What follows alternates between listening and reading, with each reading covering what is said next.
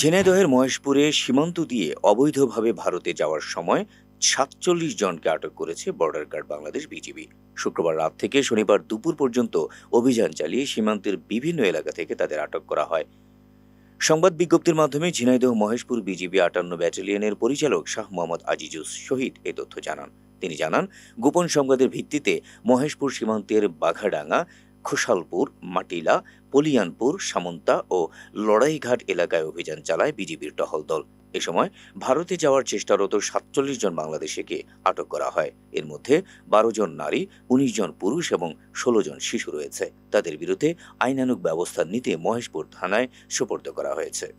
উল্লেখ্য, চলতি নভেম্বর মাসে সর্বমোট ৩৩১ জনকে এবং গত ৫ আগস্ট ২০২৪ থেকে ৩০ নভেম্বর ২০২৪ পর্যন্ত মহেশপুর ব্যাটালিয়ন বা ৫৮ বিজিবি কর্তৃক বাংলাদেশি নাগরিক ৮৮৫ জন, ভারতীয় নাগরিক ২৮ জন, রোহিঙ্গা নাগরিক ২০ জন সহ সর্বমোট ৯৩৩ জনকে আটক করা হয়েছে।